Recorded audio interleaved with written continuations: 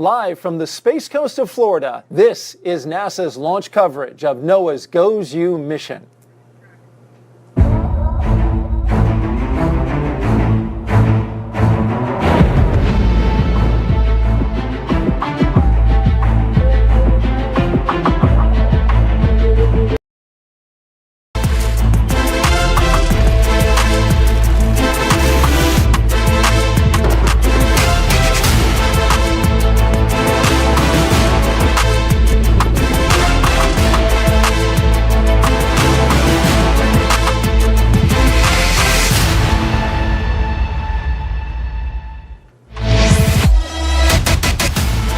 In just about 60 minutes, this SpaceX Falcon Heavy rocket will launch GOES U into space. Yes, we've got storms in the area, but weather is improving for the beginning of the window. We'll have more on that coming up in just a bit. Welcome, everyone, to the Kennedy Space Center in Florida. I'm NASA's Daryl Nail, and my co-host today is, for those who don't know, NOAA's Alec Krautman. NOAA, of course, stands for National Oceanic and Atmospheric Administration. Really appreciate you being here. Oh, thanks. We're excited to be here. What a great day so far. It's a great day so far, and it'll be an even better day if we can get that rocket off today. Of course, you're here because you've got an important NOAA satellite called GOES U, which stands for Geostationary Operational Environmental Satellite. It's on the ground right now, but we got to get it into space. In order to do that, we got to launch it on a rocket, and once we do, this will help protect 1 billion people across the Americas. Yeah, we rely on GOES satellites for real-time, 24/7 weather observation. All right, we want to also put out a call for anybody who wants to talk with us, ask a question of Alec on social media. Just jump on X, Facebook, YouTube, or Twitch. Send us your questions with the hashtag AskNASA, and we look forward to hearing from you and answering those questions live. All right, let's introduce you now to our team covering the launch today. We have Philip Hargrove. He's on a 5th floor balcony where our VIP guests are watching the launch. And we have our launch commentators for today. Megan Cruz and Mick Woltman are at Hangar AE at the Cape Canaveral Space Force Station with the team that is supporting launch today. But first, the NASA launch manager for this mission is about to hold his go, no-go poll before the rocket is fueled up. There's a lot to talk about weather-wise as well, so let's send it over to Megan and Mick and get the latest.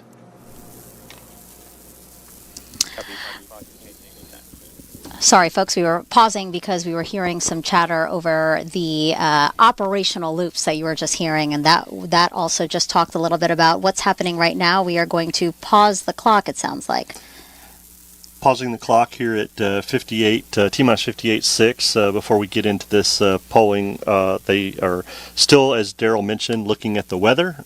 We have a small hole there that we can look at, and the team wants to discuss the weather that's going on out at the launch pad before they get into tanking. Because once we start loading propellants into the Falcon Heavy, we have committed to a T0 today. And so they want to make sure they've got everything correct. We are counting down to a T1:26:00 Zulu T0. So it sounds like they just moved the T0 to a 10 minutes later, and as you see, the clock just moved to T-minus 1 hour and 7 minutes. So they're going to continue to look at that to target that weather stuff. So things continuing to be fluid here with the launch team as they are doing their job and looking at every aspect of the launch vehicle, the weather, and all the constraints needed to get GOES U safely lifted off today.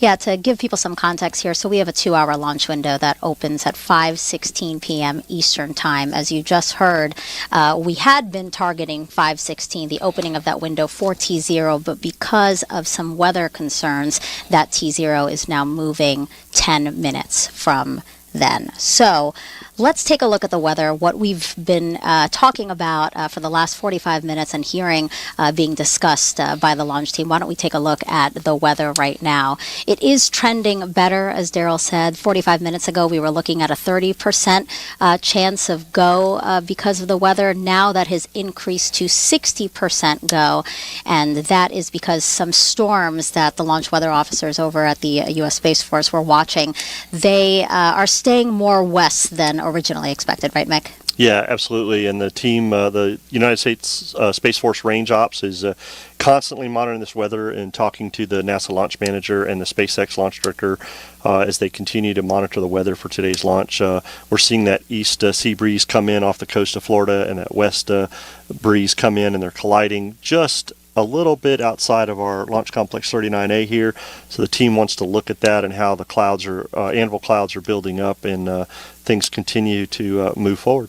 But the team is staying optimistic. Again, just moving the T0 by 10 minutes. The farther and farther we do get into the 2-hour launch window, though, the weather does appear that it will deteriorate. It will continue to deteriorate because, as you said, there's an eastern breeze coming in, and then you have the storms on the west, and they are expecting some more storms to develop in our area. So really our opportunity to launch is earlier in this launch window. Yeah, absolutely. Our launch weather officer from the Space Force has mentioned that things will get progressively worse through the launch window in a linear fashion.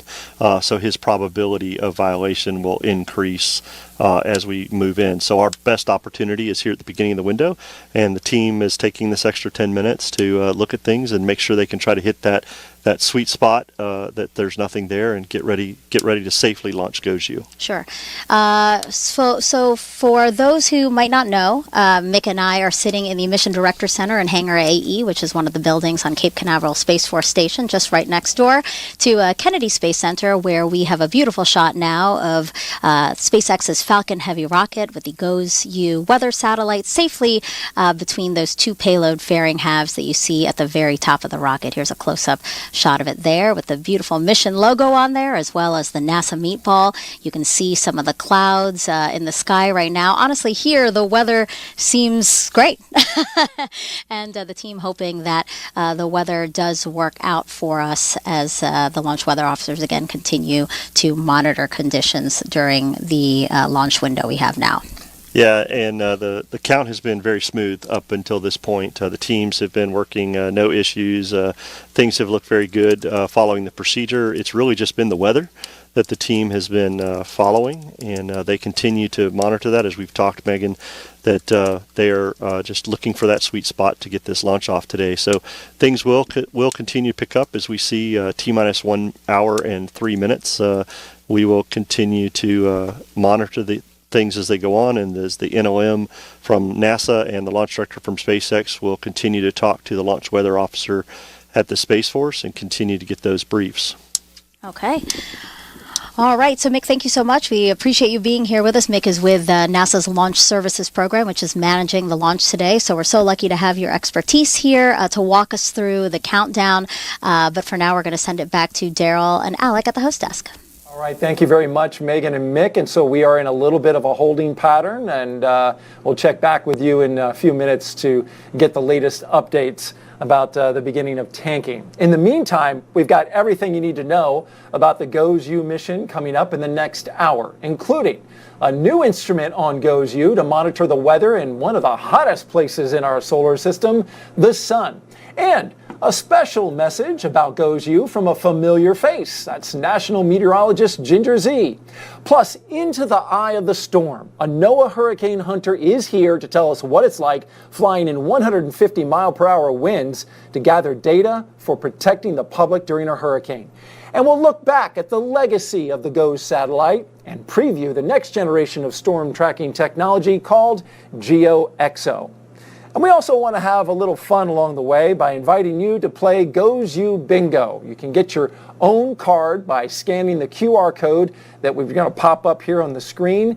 We have bingo words across the card, and once you score bingo by hearing a word that's spoken on the broadcast, you just mark it on your card, and then when you hit that bingo, show it off on social media by tagging #ReadyToGoes. And some of those words, they could be said by Alec, they could be said by me. Who knows? But you're playing bingo. All right, let's take a closer look at the GOES-U satellite, which is the fourth and last of the GOES-R series of satellites, which first launched back in 2016. GOES-U is about the size of a small school bus and weighs over 6,000 pounds. It has a 5-panel solar array that powers the satellite, its instruments, computers, data processors, sensors, and telecommunications equipment. GOES-U has 7 advanced instruments that can analyze weather hazards and environmental conditions, including hurricanes, lightning, space weather, and the magnetosphere, along with solar flares. And then all that data is relayed back to Earth. Alec, this satellite does a lot, and it gives us a lot of data. Yeah, this is a large satellite. It's really an environmental observatory, and it's the most advanced of its kind. And we have one right here on the desk. This is a model of one, a 1/25th scale, looking quite nice. It's all folded up, though, when it's in the rocket. Yeah, in the fairing, it has to be secure and safe for launch. It's a rough environment to get up into space, but once it's there, we'll be ready to go. All right, we continue to watch the weather to see how that's going to go today. The plan is for GOES-U to replace one of 2 GOES satellites already in orbit. One is GOES-East. And together, GOES-East and West, they protect more than 1 billion people here in the Western Hemisphere.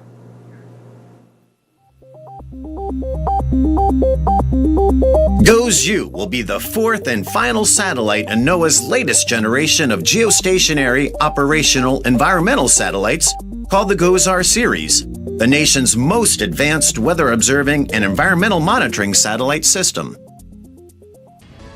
And like the rest of the GOES-R series satellites, GOES-U will have the Geostationary Lightning Mapper, or GLM. GLM identifies the location, frequency, and extent of lightning over the Americas and surrounding waters, which can help forecasters understand how thunderstorms and tropical cyclones may be changing in intensity. And since its inclusion as a part of the GOES-R series satellites, GLM has continued to provide new insights. And it could actually distinguish between sort of your average lightning strike and the ones that are more dangerous, the ones that are continuing current, and those are very long lightning strikes that are most likely to cause a fire. Along with this suite of instruments on board NOAA's other GOES-R series satellites, GOES-U will carry something new when it launches, a critical space weather instrument called the Compact Coronagraph 1, or CCOR-1. CCOR-1 will be the 3rd solar instrument on the satellite, and it will image the outer layer of the sun's atmosphere. Being able to monitor the sun's corona helps scientists detect and characterize coronal mass ejections that can spark geomagnetic storms here on Earth. Those are the costliest type of space weather events and can cause widespread damage to power grids, satellites, and communication and navigation systems. With CCOR-1 and 6 other high-tech instruments on board, GOES-U will continue NOAA's legacy to help scientists and forecasters understand, monitor, and predict our changing environment from the oceans to outer space.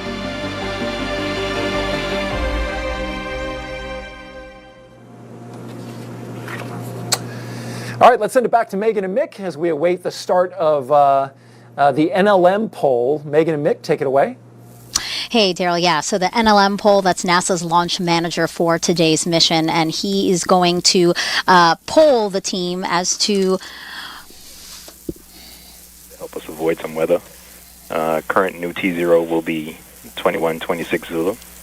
And based on the LWO's report, we're looking at roughly about a 30% POV during that time to help us avoid a storm cell. That being said, I'd like to go ahead and conduct the propellant load and launch readiness poll for the NASA engineering team. NASA CE.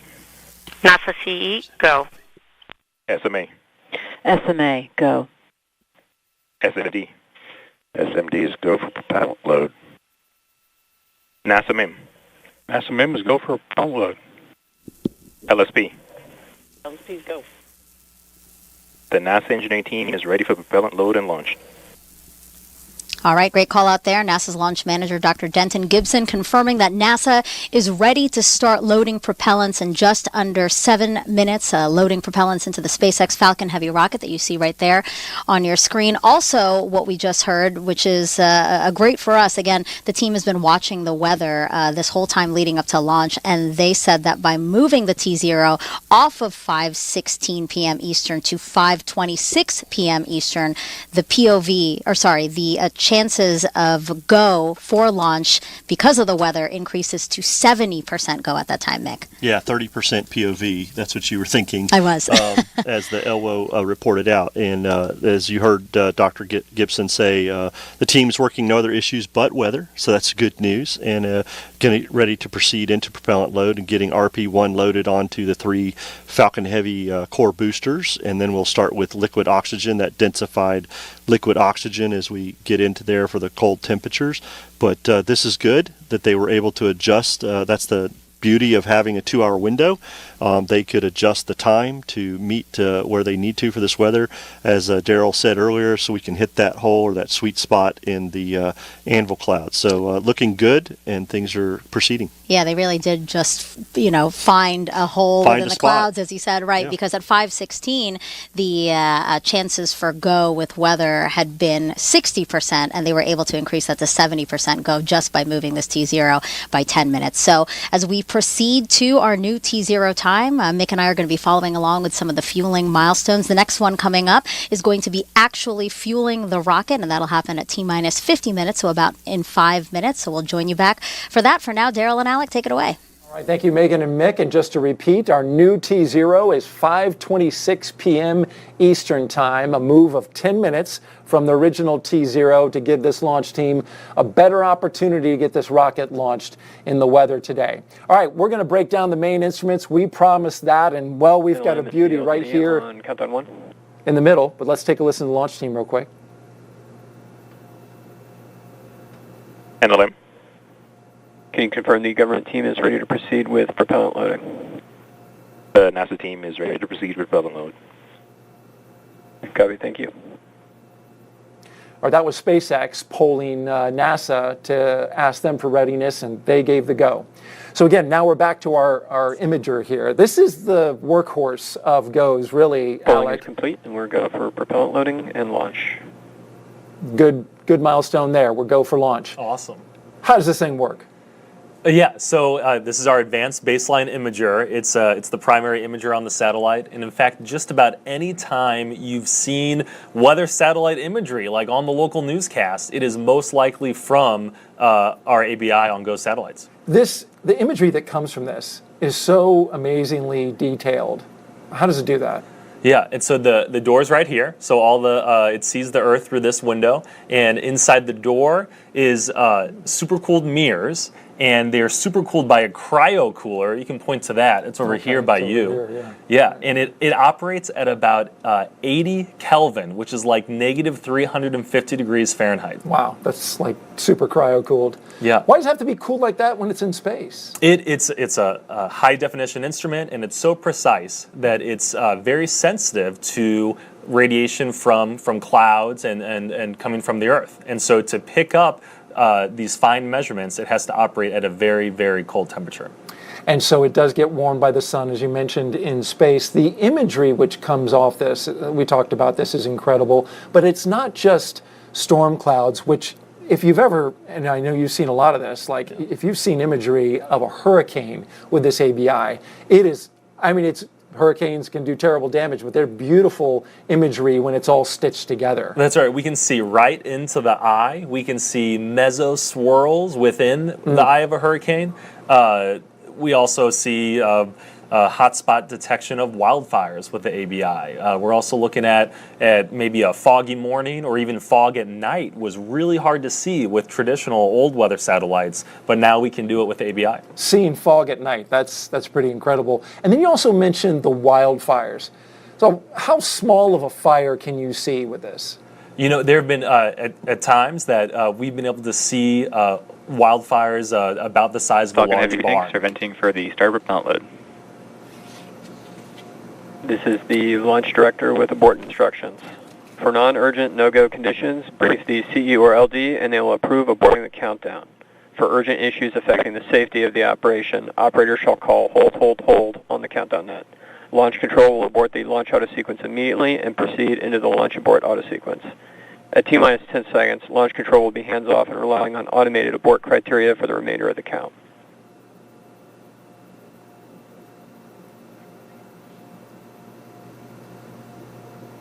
All right, there you heard the SpaceX launch director holding his poll.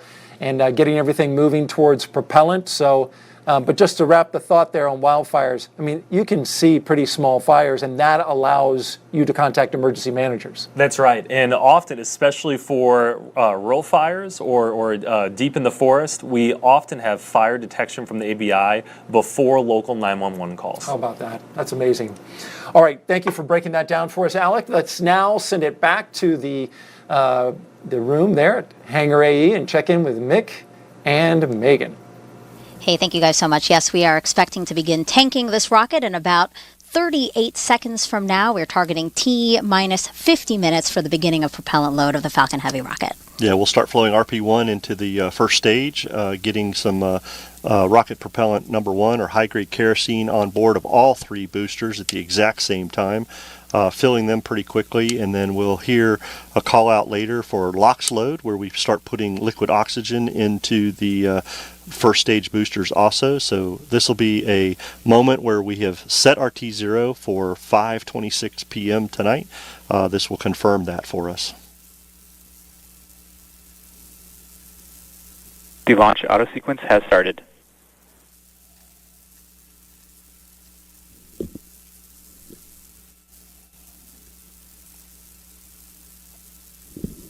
And there we go. We heard them start the auto sequence for loading, it sounds like. So we should start RP1 into the 3 booster tanks. And we are seeing the telemetry on the rocket with the valves starting to fuel the 3 first core boosters. So things are looking good for us here, Megan, and the team is continuing to proceed forward with the count and working no other issues at this time. That's fantastic news. And for those who are going to listen along for the rest of the broadcast, we are going to be hearing them fueling and giving updates on fueling of those 3 first stage boosters that we see there on the screen.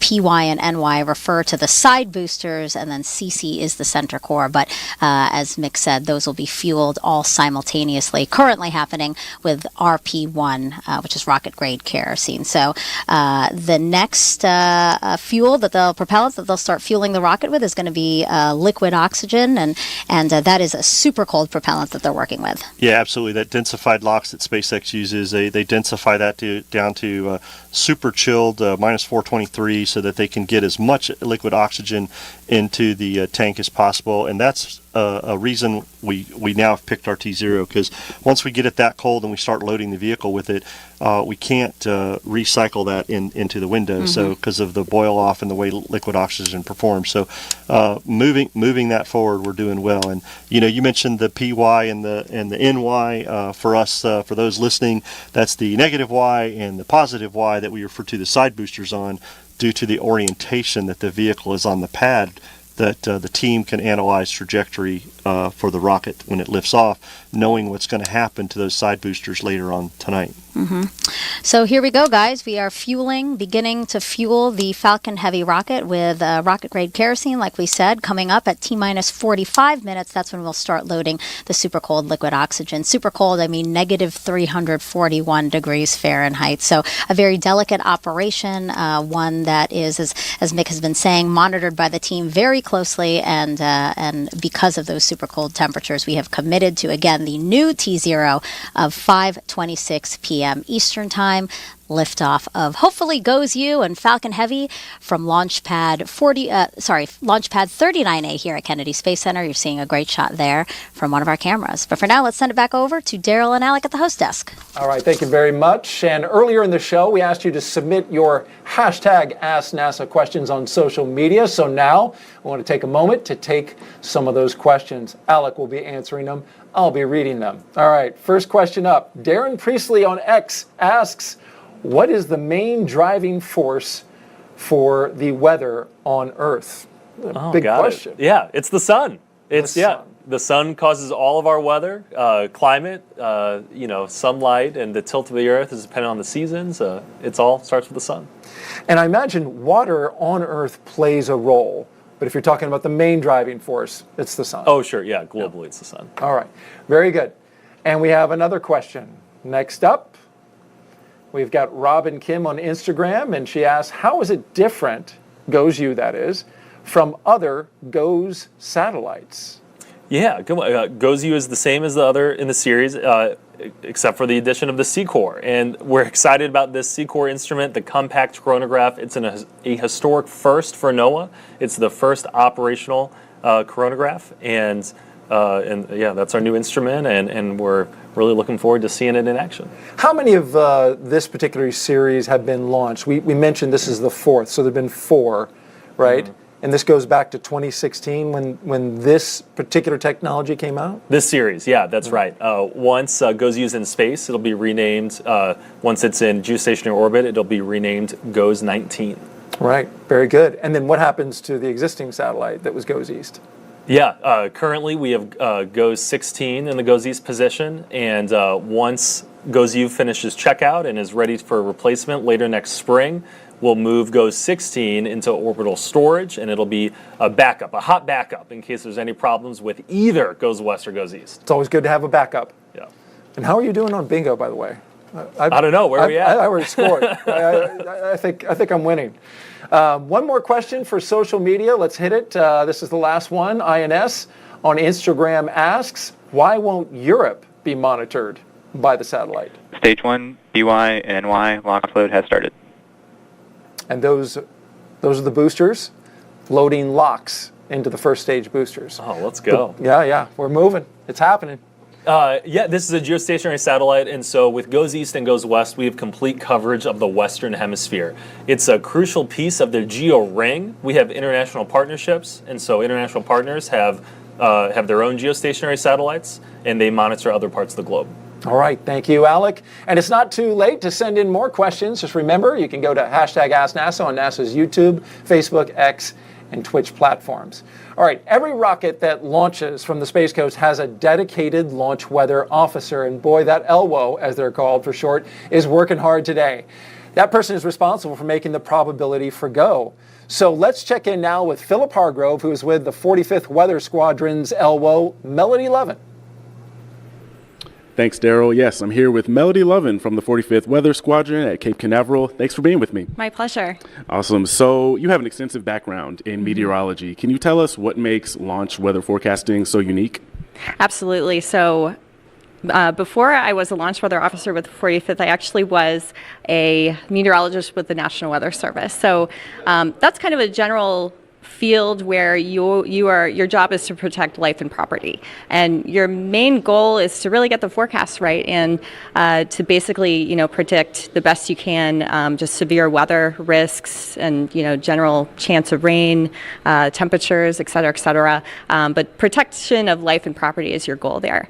With being a launch weather officer, it's much more different. It's very focused exactly on the pad, how things are going to play out from the pad and 10 miles out from the pad.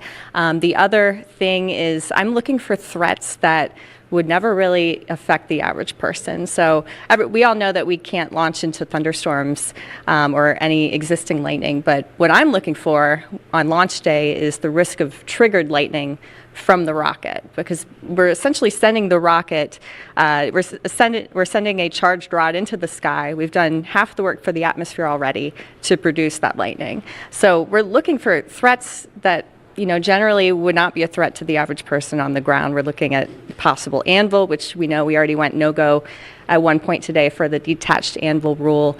So they're really kind of convoluted threats in situations where it's very unique to this field.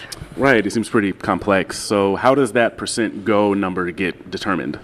Well, that's the key question, isn't it? So really what we do is we first diagnose the weather pattern. So we look at the situation, kind of like today we knew we would have some light westerly flow. Normally when we have westerly flow, that's bad news for us in the afternoon, which, of course, that's when we're launching today, 5 p.m. to 7 p.m. roughly. So that's why we started with a high probability of violation. We generally, know that we're going to be above 50% because from a climatological perspective, we're likely to have thunderstorms during that time frame. And then we delve closer and we look at the finite differences today versus a general day in weather. So today we had much higher moisture than we normally do. So initially it seemed like our POV was up to 70%, but now we know locally we have a sea breeze boundary pushing inland that's helping us a little bit. So now our POV has dropped a little bit. Awesome. Thank you so much, and excited to see this GOES satellite launch. Thank you, Melody. Back to you, Daryl. All right, thank you very much, Philip and Melody. She's an LWO, as we mentioned. The LWO for the mission today is Brian Cizik, and he's been earning his paycheck today, helping SpaceX navigate the launch window. Of course, we slipped 10 minutes so that we can get a little bit better weather in the launch window. Now, GOES-U will warn us about severe weather here on Earth, but also space weather, like geomagnetic storms. And those can have implications for not only satellites and astronauts in space, but also communications, aviation, and electric power here on Earth. To improve solar weather forecasting, there's a brand new instrument called the Compact Coronagraph, or CCOR, and it's flying for the first time on GOES-U satellite. And this is a model of one. It seems like Alec brought like nearly every instrument from the satellite here. We really appreciate that. How does this thing work? Oh yeah, we got a lot to show off. This is a real life size, real life model, and it also has a door. So the front end is here, and it's pointed at the sun to image the sun. This looks like a telescope. It is a telescope. The sun's really far away, and so to get a high resolution look at the sun, the information goes to the telescope. We have a little disc there in the middle that blocks out the light from the sun itself because we are trying to see the sun's atmosphere. Mm-hmm. How does it improve solar weather forecasting? That's right. So by understanding the corona, the sun's atmosphere, we're able to better see and understand the bursts that come from the sun. A lot of plasma and radiation coming towards Earth. And so we're seeing some of that now. Yeah, CME. And so some of these explosions, when they come towards Earth, they could scramble communications, they could cause blackout. They also trigger the beautiful northern lights. And in this image that we're seeing right here, like it really starts lighting up. I mean, all of this energy coming at us. You mentioned the northern lights. We just had a pretty big solar event that lit up auroras across the country in areas that would never imagine, where you'd see northern lights. Yeah, and around the world. My friend saw the northern lights in downtown London, outside of her apartment. Wow. I had a chance to catch them in Shenandoah National Park outside D.C., and that was a really unique event. Seeing it coast to coast and down south like that was incredible. It's amazing. People here in Florida took pictures that captured it, but I didn't see it. A lot of folks didn't actually see it in the sky. So I think by the time we got down this far south, it was hard to see. Well, this is a tremendous instrument, only on GOES-U, right?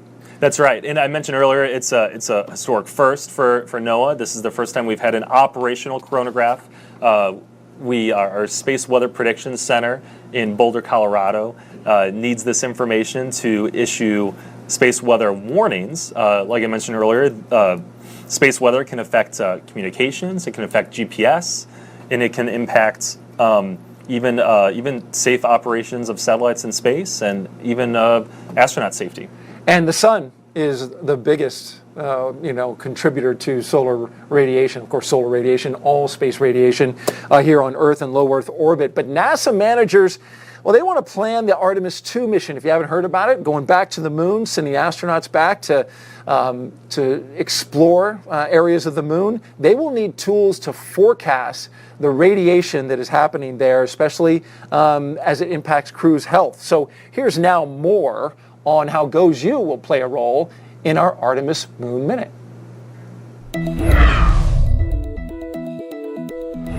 When NASA launches astronauts Reed Wiseman, Victor Glover, Christina Cook, and Jeremy Hansen on the Artemis II mission to the moon, NASA's Orion spacecraft will protect them from many hazards they could encounter. One of those is space radiation. When astronauts travel in space, they can't see or even feel radiation.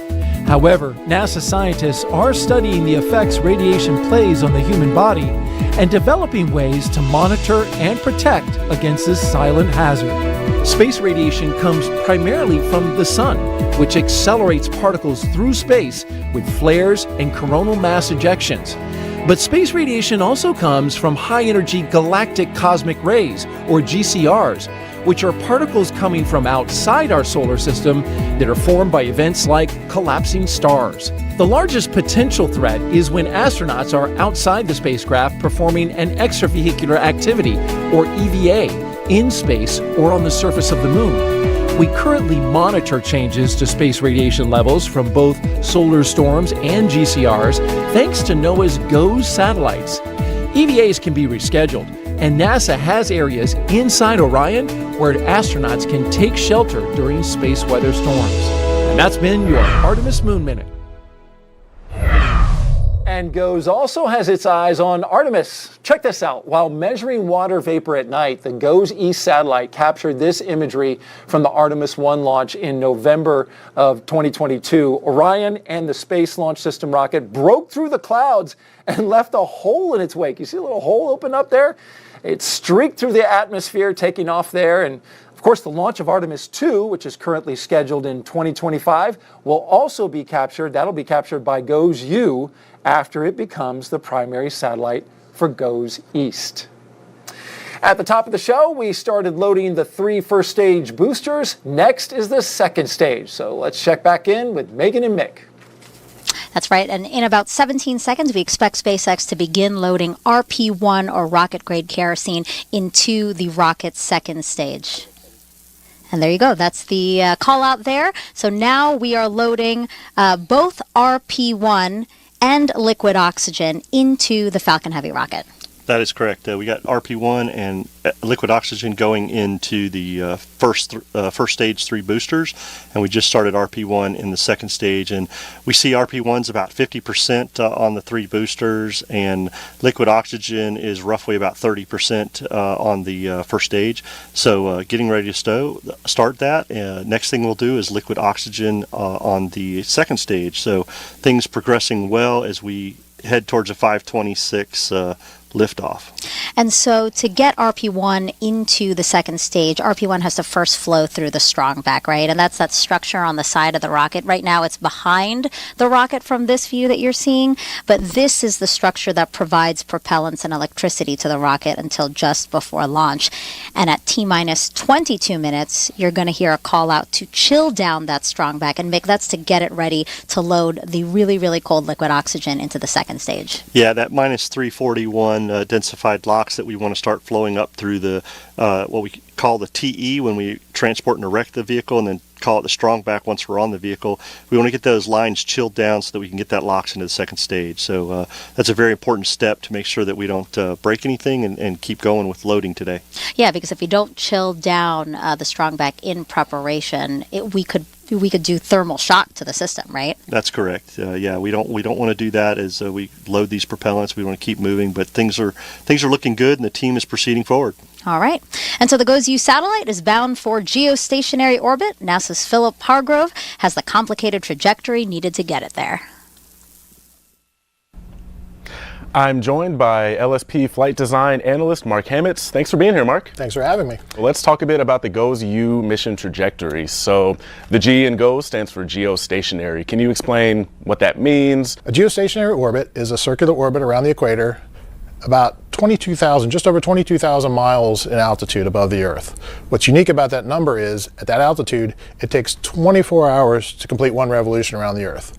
What else happens 24 hours, one revolution? The Earth rotates on its axis in 24 hours, or one day. So if you pair those two up, put the satellite above a particular location over the Earth, as the Earth rotates one revolution per day, and the satellite moves at that same rate, the satellite will remain over that location over the Earth. Stationary, geostationary. In terms of what we're going to see on launch day, we don't have the performance to take it all the way to the mission orbit. Instead, we're going to go to what we call a geostationary transfer orbit, or GTO. And what that basically means is we're going to take it the majority of the way there, and what's most important for them is to have the sun in a particular location during that ascent sequence. So as they perform their design of how those all maneuvers would map out, they determined what the launch time would be to put the sun in the proper location for that ascent sequence. So for this mission, we know that there's a long coast after the second burn of the upper stage. Can you explain why it's designed that way? Sure. Right. This is a 3-burn mission. As you can see, the first 2 burns mapped out here. Those 2 burns occur in about 28 minutes. After that, then we do have this long coast period, as you mentioned. It's about a 4-hour coast until we get to the location of that third burn.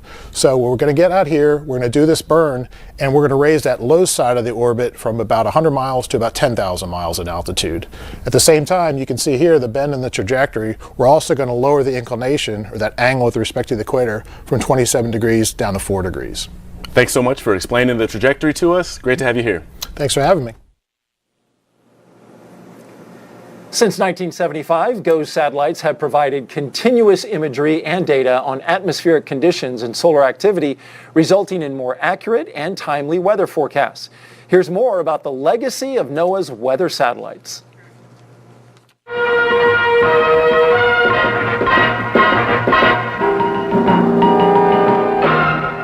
It all began back in October 1975 with the launch of NOAA's GOES-1 satellite. We've come a long way in weather forecasting since the early balloon launching days, thanks mainly to weather satellites. As groundbreaking as it was, it had limited capabilities and only viewed Earth about 10% of the time. By 1980, a new series of GOES satellites went into orbit. These satellites had the capability to obtain vertical profiles of temperature and moisture throughout the various layers of the atmosphere. In 1994, GOES-I was launched, and with it came significant improvements in the resolution, quantity, and continuity of GOES imagery and data, thanks to a new 3-axis method of stabilization. Once it reached orbit, it was renamed GOES-8 and gave forecasters more accurate information to pinpoint locations of storms, wildfires, and other hazards. By the mid-2000s, GOES-N, GOES-O, and GOES-P further improved the imager and sounder resolution to better pinpoint the locations of intense storms. This satellite series also had improved optics, better batteries, and more power, allowing for more continuous imaging. 3, 2, 1. Then in 2016, the current generation of geostationary satellites was launched, the GOES-R series. With this series came new advancements that included state-of-the-art instruments like the Geostationary Lightning Mapper and the Advanced Baseline Imager, or ABI. For nearly 50 years, the GOES satellites have provided a unique view of Earth. As the program advanced, so did the technology, allowing it to become the most sophisticated weather observing, environmental monitoring, and space weather monitoring satellite system that helps promote and protect the nation's security, environment, economy, and quality of life. With the help of GOES data, NOAA weather forecasters predict above normal hurricane activity in the Atlantic Basin this year, with 17 to 25 total named storms, including 4 to 7 major hurricanes with winds of 111 miles per hour or higher. GOES satellites help predict the severity and the path of these devastating storms, and here's how.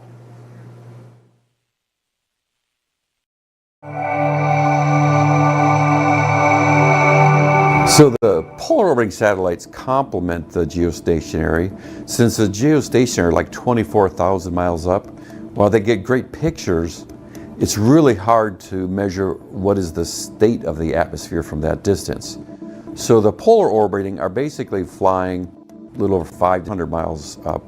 And when you're at that altitude, you can sense what's in the atmosphere to a lot higher resolution. Two things people always want to know about hurricanes are how strong is it and where's it going to hit. And microwave sounders can certainly help with both of those. The ability to see through clouds becomes really important. If you've ever seen a picture of a hurricane from space, mostly what you're seeing is clouds. And you can get a better weather forecast, a better prediction of how strong the hurricane is and where it's going to hit, which direction it's going to go, if you could see through those clouds and see the structure of the atmosphere, maybe even the ocean conditions underneath that. And so microwave sensors allow you to do that kind of thing. you'd like that as precise as you can, so that only the people who are really going to be affected have to do something. The improved sensors that we've been flying allow a better understanding of the core of that hurricane and allow the forecasters to better predict precisely where that hurricane is going to hit. And when they do that, then you can narrow and shrink that cone of uncertainty and give a better prediction. We hope to continue to improve the ability to do track forecasting. That's gotten so much better over the past couple of decades. Our 5-day forecast is about as accurate as our 2-day forecast was only about 20 years ago. And increasingly, people are listening to the forecasts that they get from meteorologists. They have increased confidence. They see the improvement in forecasts as it relates to hurricanes over the last couple of decades. And when a hurricane watch or hurricane warning goes into effect, people take notice and they take action. And that's really encouraging to see.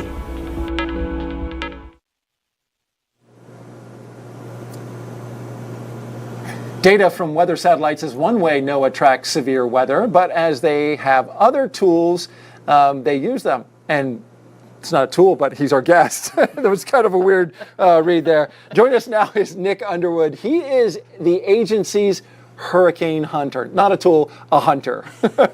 Great to have you here. What is a hurricane hunter? I mean, it sounds pretty cool. So hurricane hunters, we operate 3 of NOAA's aircraft, 2 WP-3D Orions and 1 Gulfstream 4. And we use these aircraft to fly into and around hurricanes to collect what we call in situ data. So actually sampling the atmosphere and the ocean in and around hurricanes so that the forecasters at the National Hurricane Center can have a clearer picture of how the storm is developing and how it's moving. So what is inside a hurricane that we need to know that we can't get from other instruments?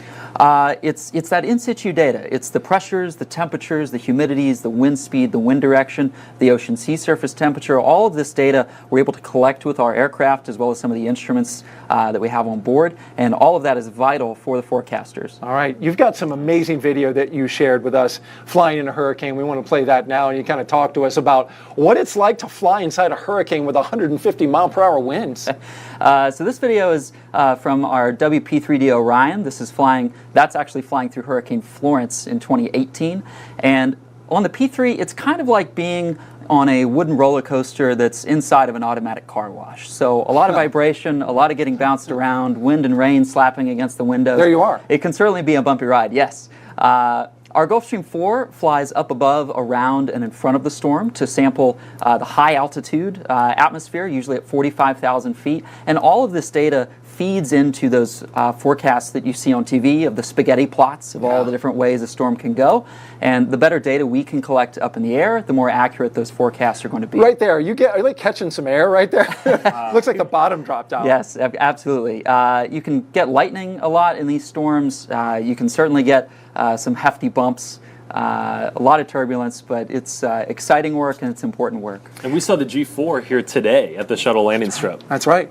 A lot of people got to check it out. You have one more tool that you use, and that is a drone. I didn't even realize that we have a drone that's going to come flying in. Watch how this thing flies right into the set. See this? Thank you, John. Appreciate that. There we go. Perfect. In there. I didn't realize that you guys had tools like this. What do you do with this? So this is newer technology. We've been launching these out of our P3 Orion the last couple of years, and so these are able to get down to altitudes that we can't safely get to in our aircraft. When we're flying through a hurricane, we won't fly below 5,000 feet, but these can get down to as low as 30 feet off of the ocean surface into what we call the boundary layer. That's where the ocean and the atmosphere are really interacting. It's where all of that energy is really flowing up into the storm, and so this can get us high resolution data at really low altitudes that we really can't get any other way. How do they hold up? I mean, these are the most violent storms on Earth, and how does this guy do? So typically these we'll drop these in the eye where it's calmer. They can work their way into the eye wall, and when they do that, they tend to just follow the wind. So they're not trying to fight against the storm, they're just going with it. I was about to say, I mean, that's amazing that they can hang in there for that long to get back data. You're a former, well, you're still a meteorologist. Do you recall using data like this, and how would you work it into a forecast? Oh, anytime there's a landfall hurricane coming towards the U.S., we have the hurricane hunters up 24/7. We're tracking every observation, every pass. They're seeing the real-time changes, right? There's no other way to get it. Absolutely. So what's the craziest hurricane hunting story you can tell us, Nick? 2 years ago, into Hurricane Ian, as it was working its way towards the coast of Florida. Cat 5 at one point? We were flying through at the point when it briefly intensified to Category 5. Wow. We were in the eye wall for what was 10 minutes, made it into the eye, were able to mark the center, launch a drone into the eye of the storm, work our way back out. That flight was the bumpiest I've been on in the 8 years that I've been doing this. What about the lightning? Could you see it while you were in the eye wall? Lots of lightning. I think there were over like 1,000 lightning strikes in the eye wall over the course of a couple of hours there.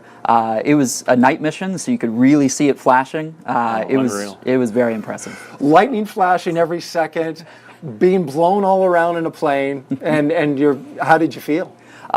It was certainly one of the more tense missions that we've been on, but all of our crews are highly trained. Everyone on that aircraft is focused on doing the mission, doing it well, making sure that we're gathering the data safely and that we're doing it effectively. Nick Underwood, Hurricane Hunter with NOAA. It was great having you here. Thanks for sharing your stories. Not as cool as a bounty hunter, but Hurricane Hunter, I mean, That's what's the bigger vibe. than a hurricane, right? Yeah. Yeah, that's great. Thank you very much, Nick. Thank you. Appreciate it. Well, back to talking weather satellites. GOES-U is the last of a generation that began with GOES-R. The next generation of NOAA's weather satellites will be GeoXO, or Geostationary Extended Observation. Here's more. Like GOES-R, GeoXO will continue NOAA's 5 decades of critical Earth-observing data. However, GeoXO will have new technology on board. One of the new instruments will be an infrared sounder, which will allow weather forecasters to see the atmosphere in extremely fine detail. It really looks at very fine slices of the atmosphere across a wide area so that it builds up sort of a 3D view of what the atmosphere looks like. And forecasters can use that information to be very precise about their forecasts, where a storm is going to be, how severe a storm is going to be. They can even do predictions of what the precipitation levels are going to be. The sounder will also help detect quickly changing wind speeds and direction, which will assist in everything from hurricane prediction to aviation forecasts. So a big part of the National Weather Service's mission is to forecast for aviation, for safety, and also looking at that fuel economy, looking at detecting the direction of the wind. So that capability is just going to be absolutely amazing for aviation and earlier detection and quicker detection of tropical systems when it comes to rapid intensification. There will be 2 other new instruments on GeoXO as well. One will be an air quality instrument that will monitor and track harmful air pollutants, including wildfire smoke and volcanic gases. It will provide continuous observations and measurements of atmospheric composition, which will help improve air quality forecasts and alerts across the United States. Another instrument will measure ocean color, which helps detect and track threats to our lakes and ocean, such as harmful algal blooms and oil spills. Perhaps most critically, NOAA's GeoXO will also meet new needs for the data user community, including forecasters, researchers, and others who depend on receiving crucial environmental information across the Western Hemisphere. These users are looking for advanced capabilities, and they've told us what they want to see in this next generation, which is going to start observing in the 2030s but continue into the 2050s. And with the changes on our planet and with the society's increased reliance on environmental information, it's really important to be able to serve this wider variety of needs.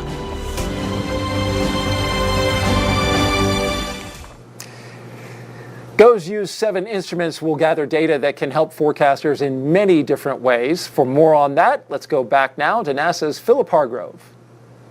Thank you, Daryl. I'm joined here by Irene Parker, the Deputy Associate Administrator for Systems for NOAA's Satellite and Information Service. Thank you for being here with us. Thank you for having me, and thank you for saying all those words in a correct order and everything. It's a lot of words. We'll get into it. So, yeah, you're a leader in NOAA. Can you tell us what it feels like to be this close to liftoff? I'll be honest, it is extremely exciting. This is my second GOES launch, but my 3rd launch ever, and the excitement doesn't stop. I'm so looking forward to the Falcon Heavy and feeling the rumble. I'm just so looking forward to that. Definitely a unique launch vehicle. And can you tell us what makes the GOES-U satellite unique relative to the other satellites in the GOES-R series? Oh, definitely. So GOES-R series was mostly focused on weather and sun aspects, but this GOES-U has the compact coronagraph, which is an amazing instrument capability that was built by the Naval Research Lab. And what it basically does is it's going to look at the sun and it's going to be able to see a coronal mass injection. And a scientist basically explained to me what that was in like really simple terms. He's like, Irene, think of it as the sun burping up a whole lot of plasma, a lot of gas, and it's coming straight at you. And what this is going to do, this instrument, the C-Core, is it's going to basically be able to see that and detect that. And as it comes closer to the Earth, we'll be able to determine through the Space Weather Prediction Center at NOAA if there's going to be a geomagnetic storm. And if there's a geomagnetic storm, are we going to be able to make sure that our power grid is okay, our astronauts are okay, all those wonderful things. And this satellite is the first satellite in our GOES-R series, which happens to be the last one for the GOES-R series, to have this capability. And I'm like super excited about that. But what's amazing is this is just opening the door for us to do more extended observations in the future GEO series for GeoXO.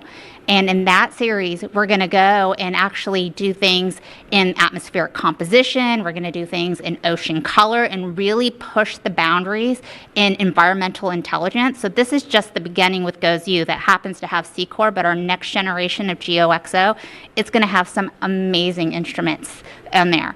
But the other thing I don't want to forget that GOES-U is still doing is for weather prediction, right? It is the bread and butter for hurricane forecasts, for lightning, for fire weather, all of those things this satellite is capable of doing. So it's just going to be amazing to see this fourth bird launch. Thank you so much. Awesome stuff today and awesome stuff ahead. Thank you so much, Irene. Back to you, Daryl. Thank you both very much. T-minus 15 minutes and counting.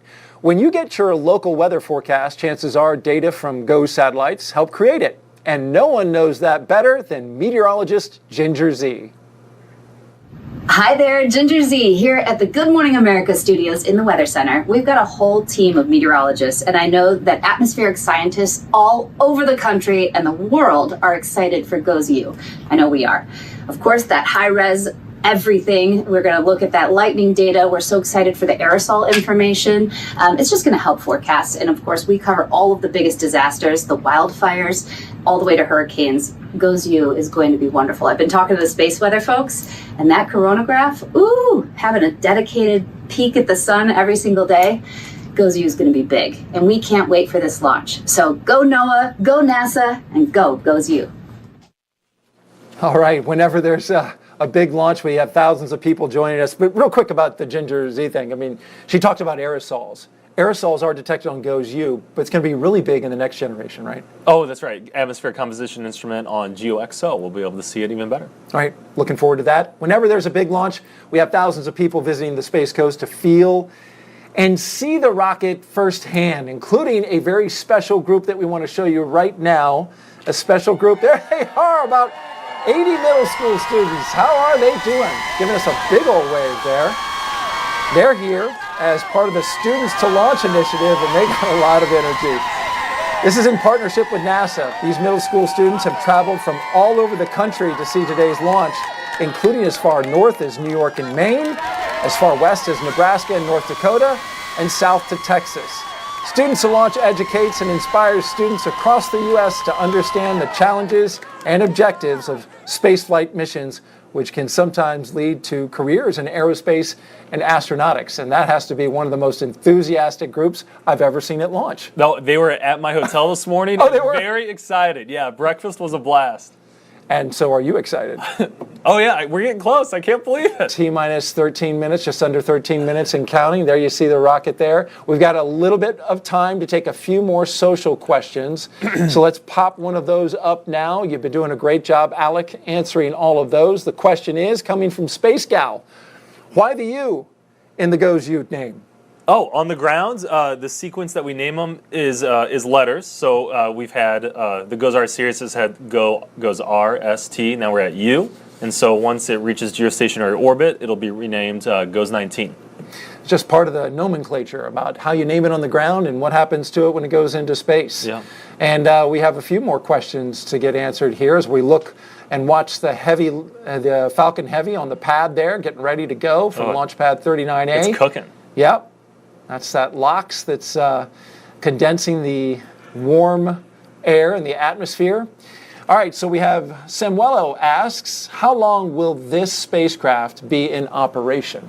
Okay, so the operational life is 10 years. We expect performance longer than that. It's planned for a period of on-orbit storage, and so we should have 15 years of use, but really we expect to be even a little bit longer than that as long as fuel usage goes okay. It was fascinating. I heard in the press conference yesterday, they said that additional performance comes from the fact that that Falcon Heavy right there has a lot of performance in it for this satellite, so it could stretch it out another 5 years, as you mentioned. That's right. It'll save us. It could save us a lot of life, and yeah, we will still have our GOES-R series satellites well into the 2030s.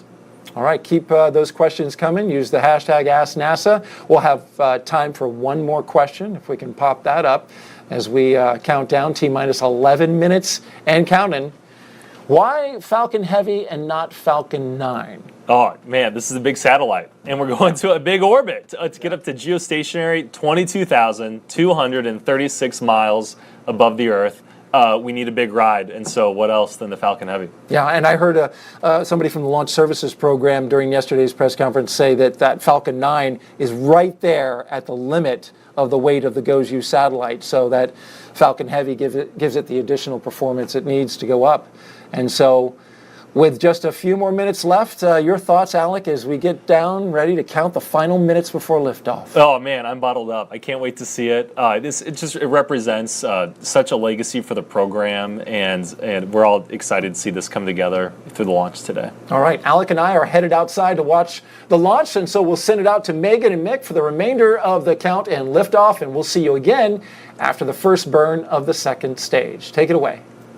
Yeah, here we are at under 10 minutes from launch. Mick and I are going nowhere. We're staying inside here, inside the Mission Director Center, inside Hangar AE at nearby Cape Canaveral Space Force Station, because this is where we continue to monitor the launch team as we march towards that T0 of 5:26 p.m. Eastern Time here on the Florida Space Coast. So right now, Mick, the spacecraft team is beginning to transition the spacecraft to internal power. That's going to take a couple of minutes, right? Yeah, spacecraft's working their procedures, verifying the health of the spacecraft, getting everything ready. They'll then transition around T-minus 6 minutes, 5 minutes.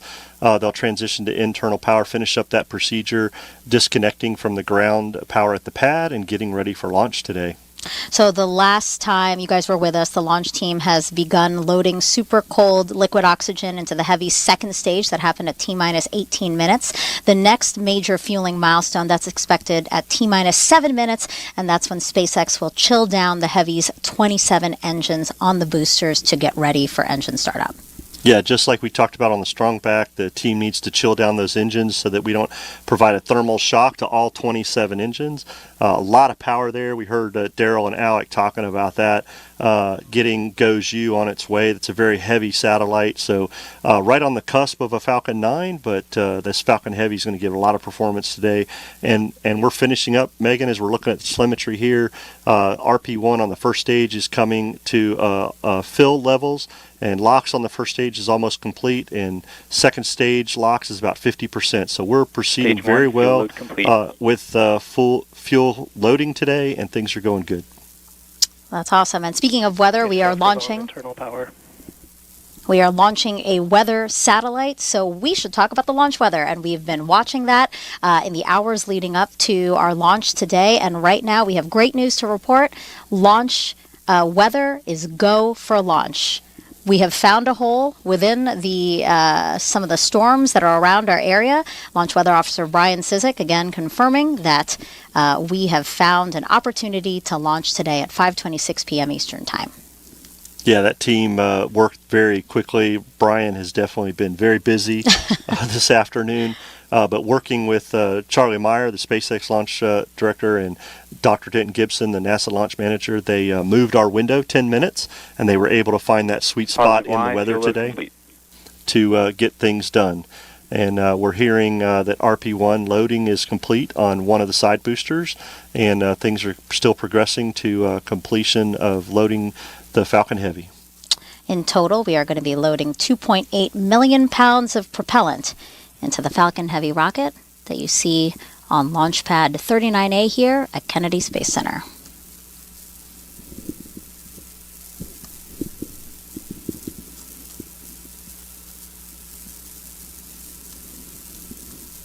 Again, so far we've heard call-outs that RP1 loading has been completed in the center booster as well as one of the side boosters. We expect to hear a call-out that the third and final booster will be completed for fueling of RP1.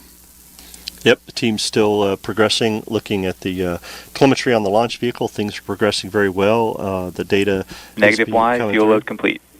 And there we hear the negative Y, fuel load complete. So 2 side boosters and center core are complete with RP1, and they're finishing off liquid oxygen tanking into those 3 boosters. We should hear that here shortly, that LOX load will be complete as the spacecraft gets ready to go on internal power and continues processing their GOES-U satellite.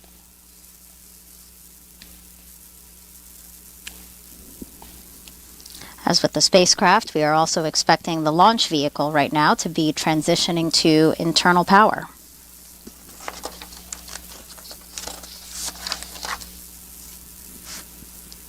Again, we are launching GOES-U today, the 4th and final weather satellite in the National Oceanic and Atmospheric Administration's GOES-R series of satellites. And once operational, GOES-U will become GOES-East and provide continuous imagery and atmospheric measurements of the Western Hemisphere. It will monitor weather and environmental conditions in near real time, which is really critical for weather forecasting and severe storm tracking. T-minus 5 minutes and 10 seconds to liftoff.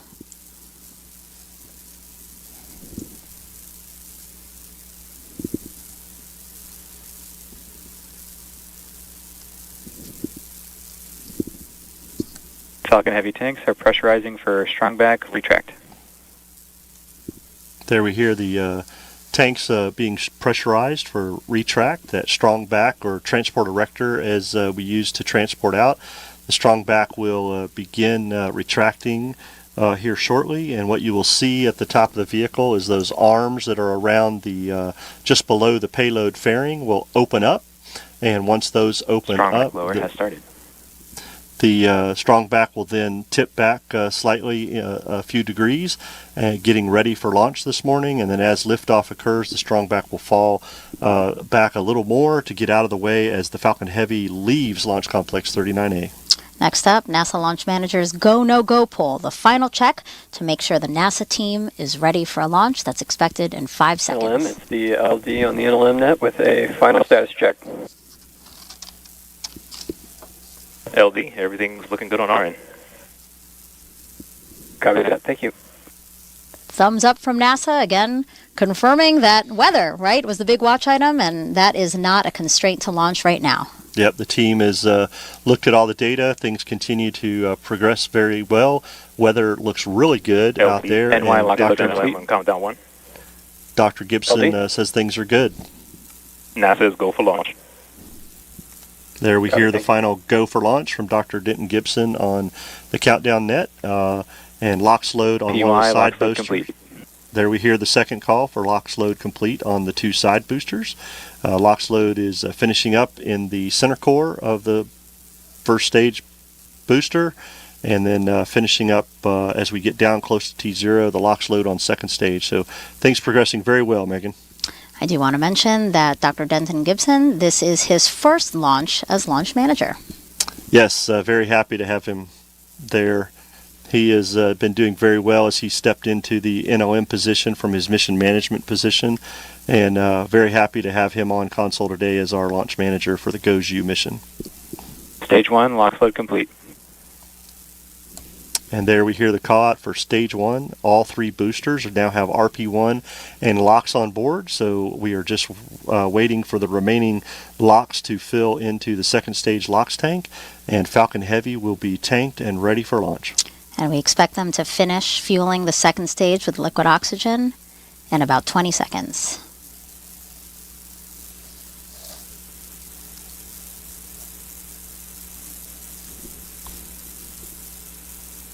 With this Stage call out, 2, LOX load complete. the Falcon Heavy rocket is completely filled with 2.8 million pounds of propellant. team has done very well to get to this point.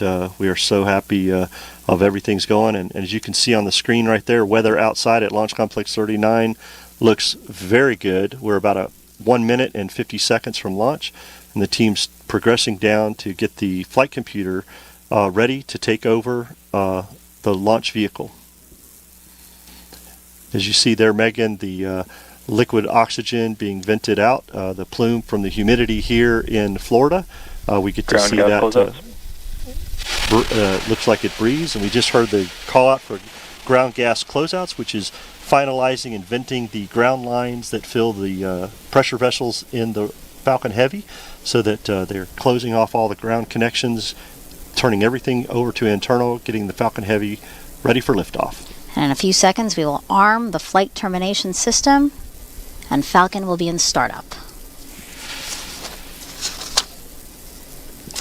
Falcon Heavy is in startup. And that means the Falcon Heavy's flight computer is now in control and will guide the rocket through the last seconds before liftoff. SpaceX launch director, go for launch. All systems are go to send NOAA's GOES-U satellite into space to keep a watchful eye over the Western Hemisphere, helping scientists and meteorologists to issue timely warnings and forecasts. T-minus 30 seconds. This will be NASA's Launch Services Program's 16th mission for NOAA. A great partnership over the years we've had. Looking forward to this launch. 15 seconds. And here we go. 10. T-minus 10. 9. 8. 7. 6. 5. 4. 3. 2. 1.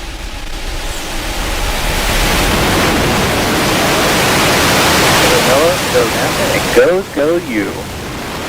Liftoff of GOES-U, NOAA's newest Vehicle weather is pitching satellite, downrange. to monitor the Earth and Sun in high definition. Hear that all pressure's going. Engines look nominal.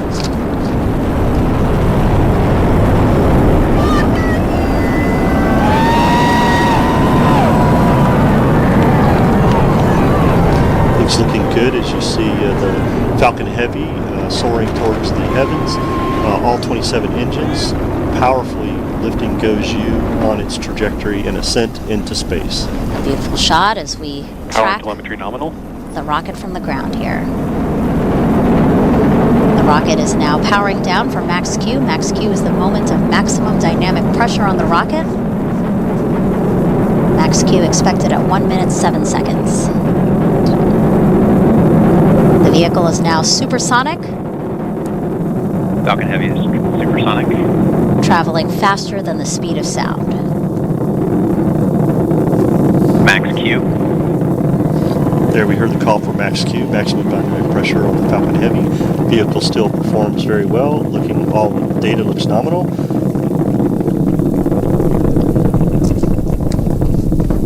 A great shot from on board the rocket, looking down on the Earth that it is leaving. And all 27 Merlin engines providing 5.1 million pounds of thrust.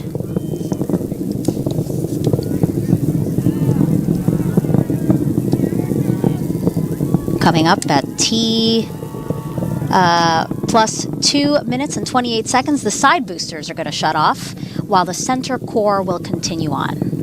Wow, what a shot there of, again, all 27 Merlin engines firing off 5.1 million pounds of thrust. The side booster cutoff will be referred to as BECO. We'll hear that call out. And then when the center core shuts off later in flight, we'll hear that called as main engine cutoff, or MECO. Side boosters are all boosters are performing nominally. Everything's looking good with the 27 Merlin engines.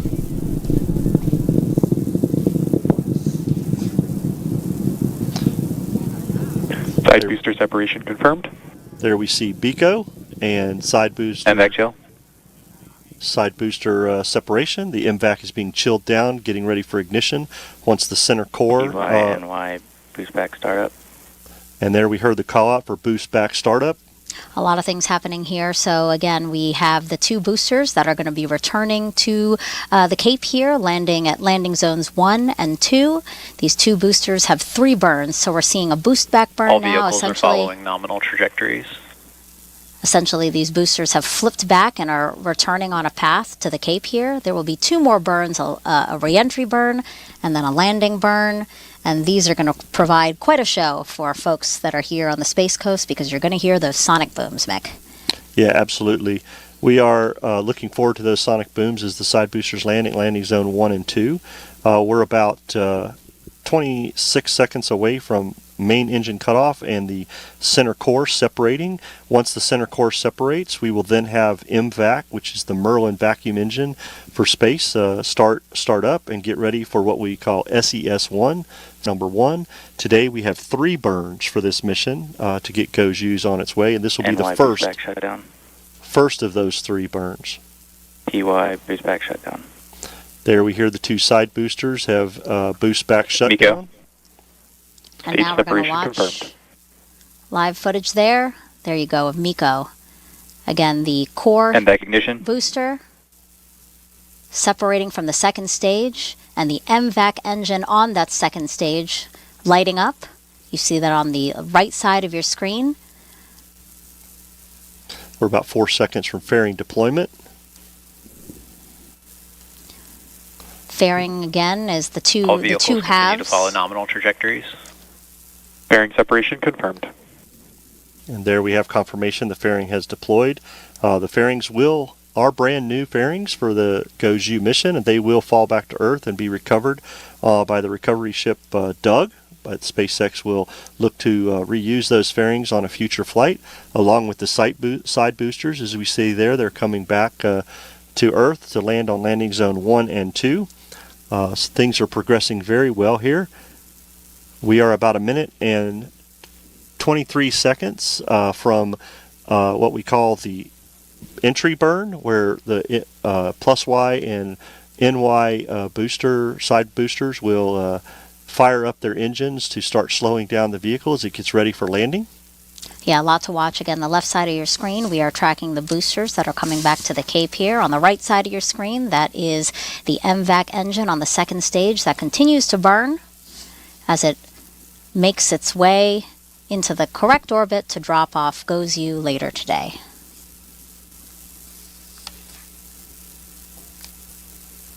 Stage 1 FTS is saved. There we hear the autonomous flight termination system was saved as it returns back to Earth, making sure the vehicle is in a proper configuration for landing.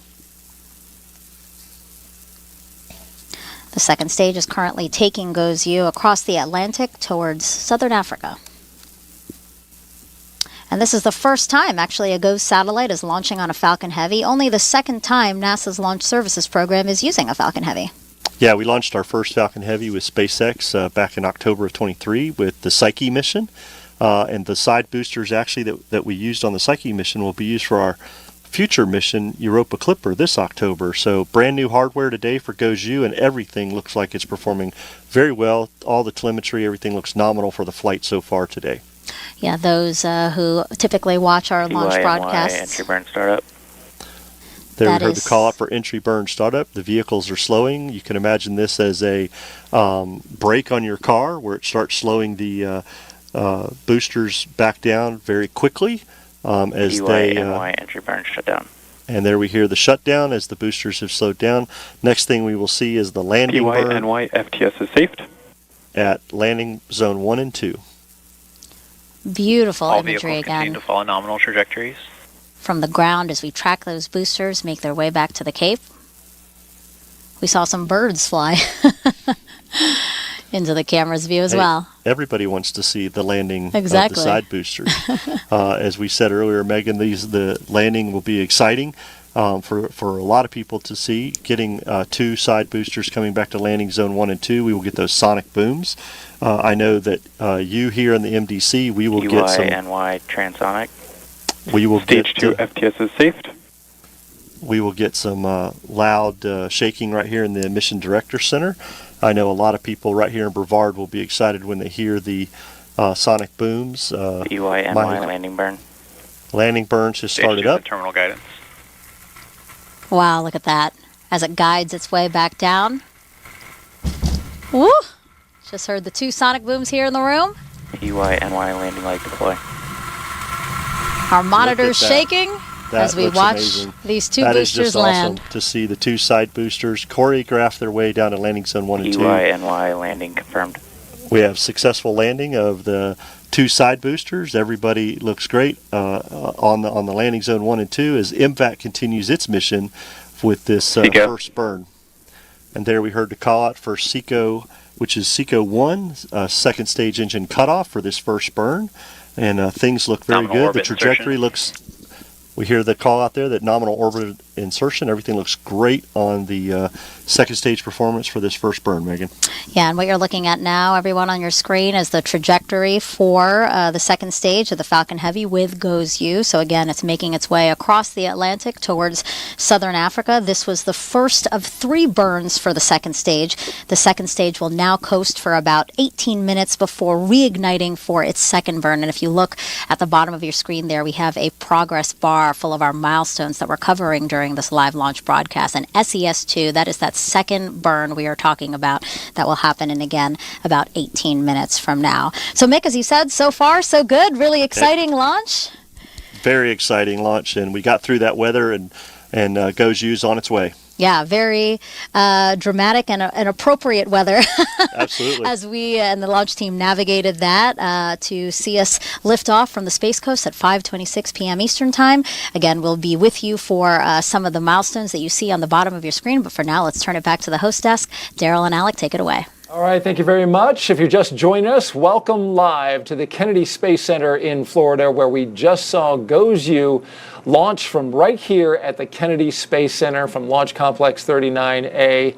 I'm with Alec Krautman, who is from NOAA. I am with NASA, and this was a heck of a launch. We watched it out there together. It was interesting. I mean, that rumble and that roar. What did you think? Oh, man, what a view. How did we get this weather window? It was outstanding. It was beautiful out there. It was fascinating. You made the point to show me, like, look behind you. Here's these massive clouds that have accumulated behind us, far enough off to the west. But then as we looked to the east, it was totally clear. Saw the thing go up the whole way. Yeah, it's rocking and rolling New Orlando, but we were all good here. I tell you, you got to love Florida. Appreciate them holding off those storms long enough to get this thing going. Well, now the satellite is surviving the rigors of riding a rocket into space now, but we've got a long way to go, Alec. There's a lot more to do. We've got another short burn and then a long coast phase before we have separation. And then a NOAA team will start commissioning the satellite. So as we jump ahead in the timeline, what else does that involve? Yeah, so these satellites will be operated out of our NOAA Satellite Operations Facility in Suitland, Maryland. And over the next several months, they'll be, first of all, letting the satellite do outgassing for a period of time, and then calibration and validating and checking out the instruments. And then we'll see first light with the various instruments later this fall. All right, looking forward to that. And we'll keep chugging along here on our broadcast. In 2021, people living in southeast Louisiana were hit with catastrophic damage from Hurricane Ida. But there was fair warning of what was coming, thanks in part to high advanced resolution imagery from GOES satellites. Here's a closer look. Hurricane Ida will long be remembered for its destructive, deadly path that stretched from Louisiana to the northeast. For meteorologists at NOAA's National Hurricane Center in Miami, NOAA's GOES-16 satellite provided the advanced high-resolution imagery for closely tracking Ida and developing accurate forecasts from start to finish.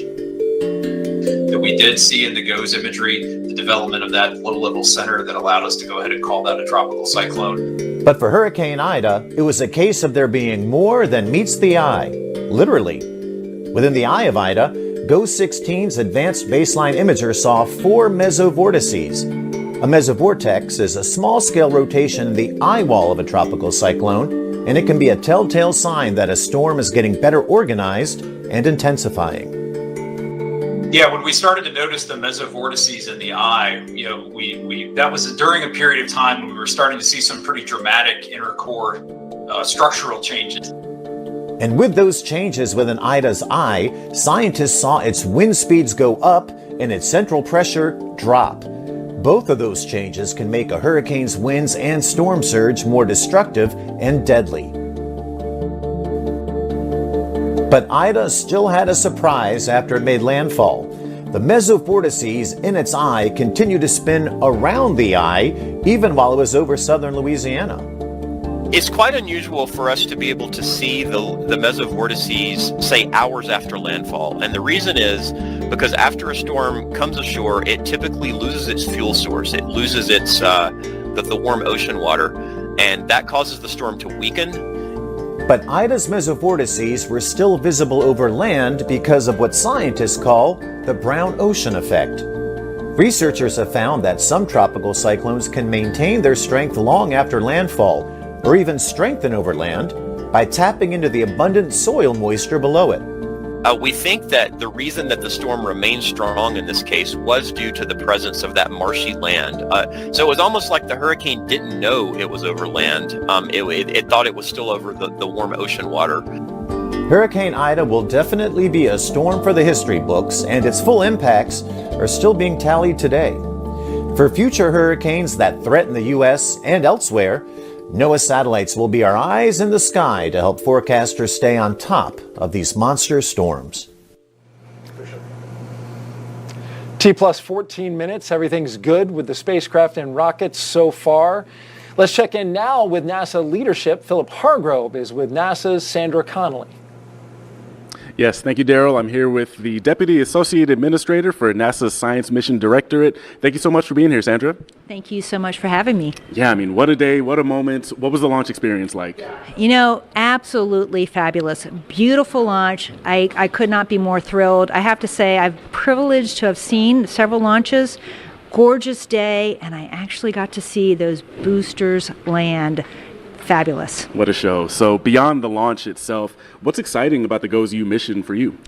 So GOES-U is so important. As you know, it's the fourth in a series of geostationary satellites that actually support our weather, whole weather forecasting system. And so they stare over the U.S. or over the actual whole Western Hemisphere and provide us really critical data as storms are forming and evolving so that we can be prepared in advance of, during, and actually support after storms occur. So it really is an important satellite system for us. Awesome. Can you talk a little bit about this connection between NASA and NOAA and how that has developed over the years? Yes. So we have had a partnership for 50 years with NOAA. We have been building these kind of spacecraft. We develop them, we launch them, we commission them, and then NOAA operates them. And it's to support both terrestrial and space weather. Space weather is basically the sun's sending energetic particles towards, well, it's throughout the solar system, but it's when it comes towards the Earth that it can sometimes impact our power grids and cause problems for us here on Earth. So it's important to study space weather as much as it is terrestrial weather. Awesome. And can you tell us about what's next in this NASA-NOAA collaboration? Yes. So again, we've had a long-term partnership, so we continue to plan for the future. So there is a GeoXO series that is going to be the GOES-R series follow-on. So we're very excited to be partnering with NOAA on that. But also NASA has, on the space weather side, we have a mission called IMAP that's launching in the springtime. And we have a rideshare mission called Space Weather Follow-On, which is a NOAA mission. So we're going to be advancing our work in space weather as much as terrestrial weather. Awesome. Very exciting stuff. Thank you so much for being here. Glad you got to witness that in person. And yeah, thank you again. Thank you. It's fabulous. All right. I'll send it back to you all. Thank you. And we've been talking, of course, about GOES-U and the mission as we continue to track the rocket and spacecraft there, T plus 17 minutes, the second stage, and GOES-U making their way through space, getting ready for another burn. Alec, we want to talk a little bit about hurricanes. You were a forecaster, meteorologist in the Gulf, right? Louisiana, spent a lot of time there. Let's talk about the most deadliest and most destructive aspect of a hurricane, and that's storm surge. How can GOES-U help with storm surge? Is that possible? Yeah, the deadliest aspect of a hurricane, definitely storm surge, the water in general, storm surge and inland flooding. And so from GOES satellites, we monitor the strength and intensity of the storm as it comes to shore. And after landfall, we have a flood mapping capability with our ABI. This is an image from our polar satellites and from the geosatellites with the ABI, and it shows the general extent of inundation after a storm. You can see this from the Louisiana coast after Hurricane Laura, and it gives emergency managers an idea of where flooding is on the ground. And using only our polar satellites, we can downscale this imagery to about 30-meter resolution. So this image that we're looking at now is from the polar satellites, and it gives you a better idea of where water is still residual in communities. And so this is residual water from storm surge and water from flooding from heavy rains. So this is a valuable tool, as you mentioned, for emergency managers after a storm, because you got to know where your flooding is. You got to know where the people who are potentially stranded from that kind of water need help. And to deploy resources and to coordinate response. All right, very good. So continuing talking about hurricanes a little bit, earlier in the show we talked about NOAA's forecast for this year, and it's going to be a super active one. 4 to 7 major hurricanes with 110 plus mile per hour winds forecast for this hurricane season. Very important to the folks here in Florida and all the way up the eastern seaboard, as well as the Gulf. Why so many this year? That's right. We're really seeing exceptionally warm sea surface temperatures across the Atlantic Basin, the Caribbean, and to the Gulf, and that's the main driver. We're also seeing weaker wind shear aloft. That would be a favorable environment for these storms to take off. Right, and so when it comes to planning, it's really important that people have a plan. I think it's probably, every year we hear it, start a plan now. Most people, I think, or many people, I should say, probably say, I'll worry about that when I hear that's a storm coming. I think, an active season forecast is a helpful reminder to revisit your plans every year, right? It really just takes one storm to impact your community, and so it could even be a light season, and if you get hit by a hurricane, then it's a big one for you, right? We had one of our Hurricane Hunter aircraft with us at Kennedy earlier today. So with our satellite imagery from GOES, the Hurricane Hunter aircraft, we're ready at NOAA for hurricane season. So we encourage everyone along the coast to do the same. Alec's been doing a great job answering my questions and showing off the instruments of GOES, but also throughout the show, we've been asking you to submit your questions on #AskNASA from the social media. So let's take a few more questions now, if you're good with that, Alec, and let's go ahead and start popping those up. We have Space Gamer on X asks, will there be any more launches for the GOES program after GOES-U, or is this the end of this part of the GOES program?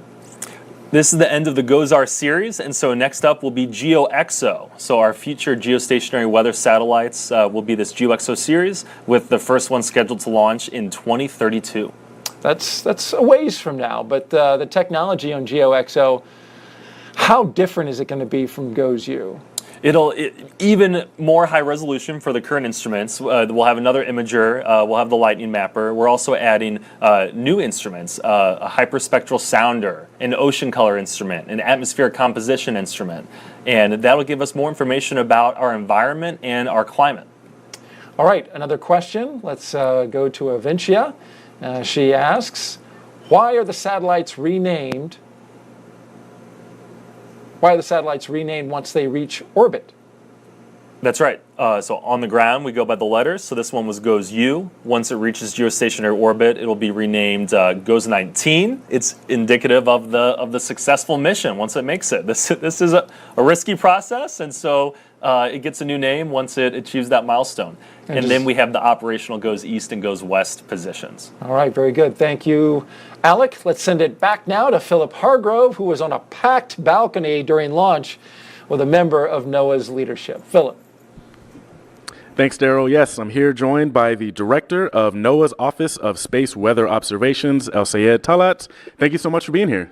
I'm very pleased to be here. Very excited. Awesome. Yeah. How was the launch? Tell me what your experience was like. It was fantastic. It was picture perfect. It was beautiful, and the sound was just amazing. Yeah, really, really was.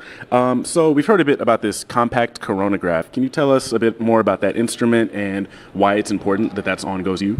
So the compact coronagraph, or CCOR-1, is the first operational coronagraph that we're ever going to fly in space. And it's a advanced solar telescope that blocks the disk of the sun so that we can measure the outer atmosphere of the sun, the solar corona. And it's very important to measure that because that's where extreme space weather events originate. These large explosions off the sun called coronal mass ejections that can send billions of tons of matter hurtling towards Earth at millions of miles per hour. Right, so it kind of creates its own solar eclipse. I think that's what you told me earlier. Yes, right? Basically this telescope will be able to take a solar eclipse and send it down to the forecasters every 30 minutes, within 30 minutes, so sooner than that.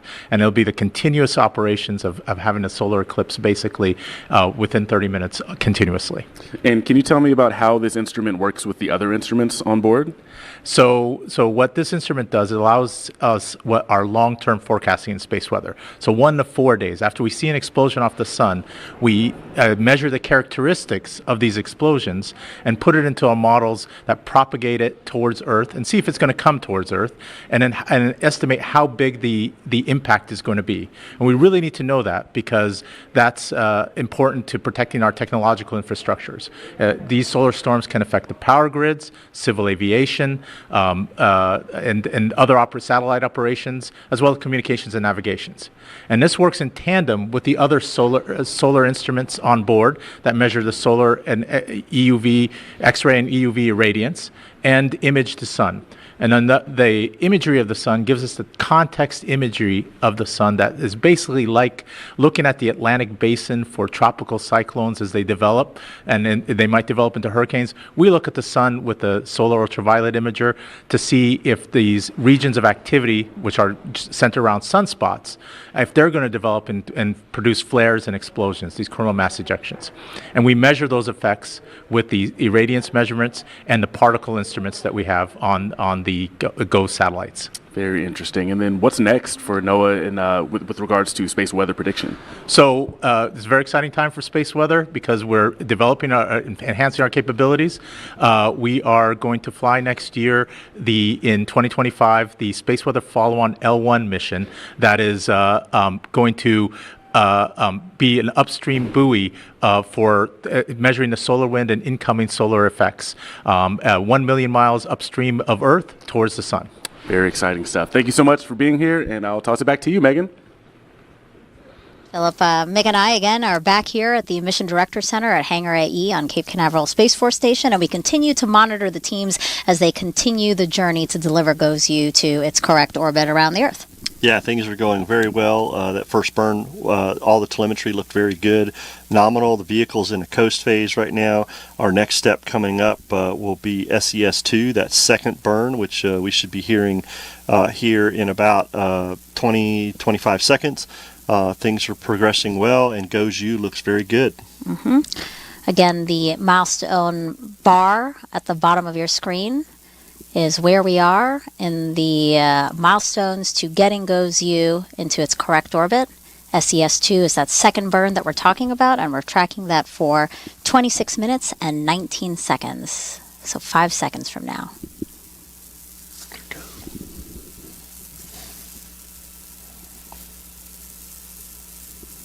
All right, and there we go. We see the MVAC engine on the Falcon Heavy second stage lighting up. This is the second of 3 burns for this engine. This burn is going to last about 1 minute and 27 seconds. Things are going very well with the launch vehicle as they are on this trajectory that Mark Hammett's talked about, raising that orbit up to where we need to get going for that coast phase to head out to geotransfer. So things are looking very well, and all the telemetry on second stage is performing good. Our MVAC is performing very well, and telemetry looks like we are heading in the right direction, and the vehicle's performing nominal.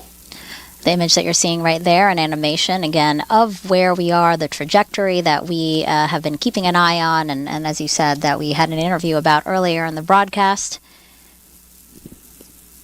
Yep. we are about 20 seconds from SECO 2, and the vehicle is progressing in a good velocity, stage 2 velocity, and putting GOES-U where it needs to be and making that adjustment in the trajectory that Philip and Mark talked about. And things look good as we're getting ready for MVAC shutdown here in about 5 seconds.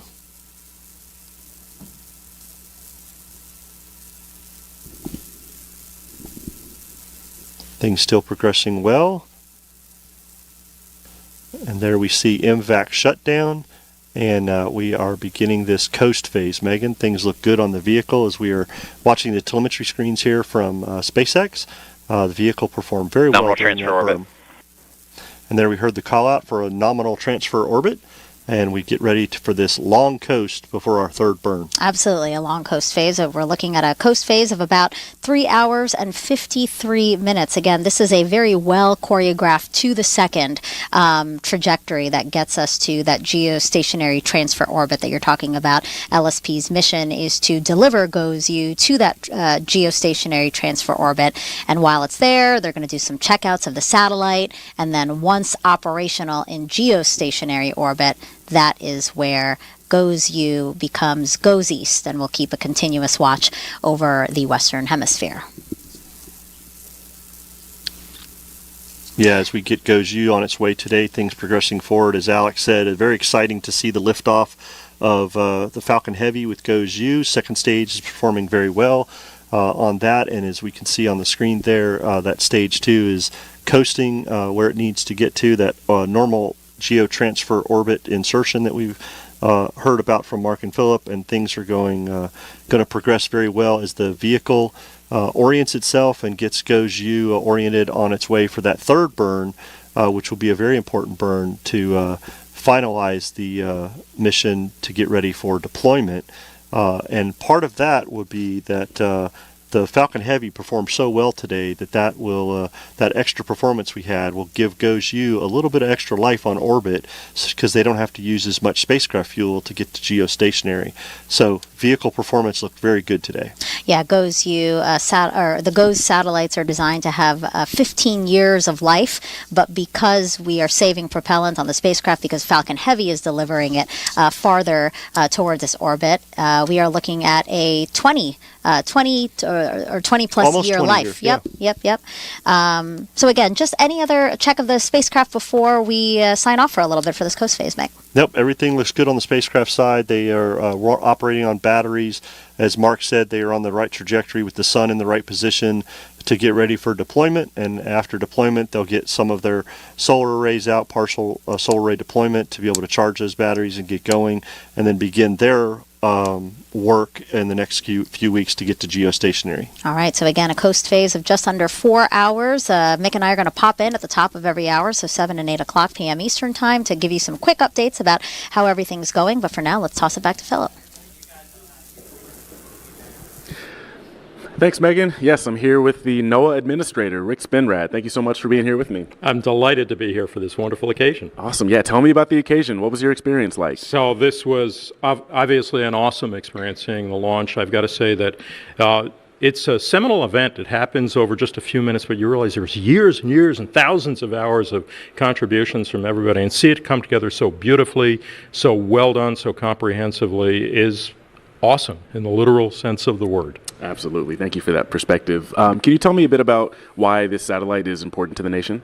So for us at NOAA, we feel that our main responsibility is providing environmental intelligence about the Earth so that people can make decisions about economics, about safety, about protection of property. This satellite is a critical component in our understanding what's happening in the Earth, the ability to watch it, see storms forming, see smoke moving, see all the changes in the patterns of the currents in the oceans, and use that then to provide decision support. All of this is contributing to what we hope will be a climate-ready nation. We can only be climate-ready and be prepared for the impacts of change and devastating weather and climate events if we've got the information upon which we can make decisions. Right, right. And can you talk about how NOAA collaborates with NASA to get that information and achieve those goals? We've been working with NASA for decades. It's a wonderful collaboration. In fact, if you look at the people at the launch here, many of them worked in both agencies for many years. And basically, to define the sort of swim lanes of responsibility, NASA is the acquisition agent. They have responsibility for making sure the satellite and the sensors are built according to the specifications. NASA also obviously provides the launch services that we saw here today. NOAA is the operator and manager, so when the system becomes operational, we also provide the funding for the acquisition. But by this spring, when GOES-U becomes GOES-19, it will be an operational satellite. That will be our responsibility to be monitoring the health and using the data 24/7, 365. Awesome. And can you tell me about what you're looking forward to with this collaboration? The continuation and continue to build the capabilities. NASA brings some incredible innovation to the table that we're going to build into the next generation of satellites. GeoXO is the continuation of the GOES-R series. We'll be launching GeoXO in about 2032, and between now and 2032, I expect nothing more than the continued great collaboration and innovation we've seen between NASA and NOAA over the last several decades. Awesome. Thank you so much. That's some exciting stuff, so I appreciate you telling me all about it, and thank you for being here. Thank you. My pleasure. All right, back to you. Thank you, Philip and Rick. And that was a nice burn that we just saw there. Still good things happening. Nominal, on the way to orbit. Yeah. Sounds good to me. Stoked about that. All right. So now GOES-U will coast for almost 4 hours before spacecraft separation. Alec and I are going to step aside during that time, but of course, we're going to be keeping track on what's happening. There'll be a live tracking animation of the journey the entire time.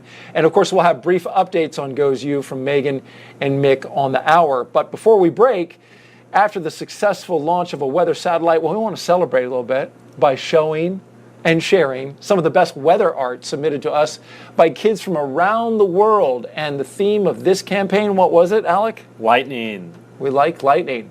And there it is. It's part of NASA's Space Place Art Challenge, where every month we invite kids to draw something space related or make some art out of it. You can see it's not all drawn. In honor of GOES-U's launch today, we asked kids to draw what lightning looks like or make some lightning. And there were hundreds of submissions that you see there. If you want to see the rest of them, you can just scan the QR code at the lower right-hand part of your screen. You can see all 23 finalists. I even saw somebody made one with Legos. Yeah, that was neat. And the Cascades, the Pacific Northwest made it in there. Lightning over Mount Hood. Wow. Lightnings were striking Mount Hood. Yeah, that was cool. Good stuff. Thank you to all the kids who submitted that art. So now stay tuned for continued coverage of the GOES-U satellite during its coast phase. Alec and I will rejoin coverage at 9:30 p.m. Eastern Time to bring you the final third burn and live images of GOES-U separating from the rocket. Until then, have a good night.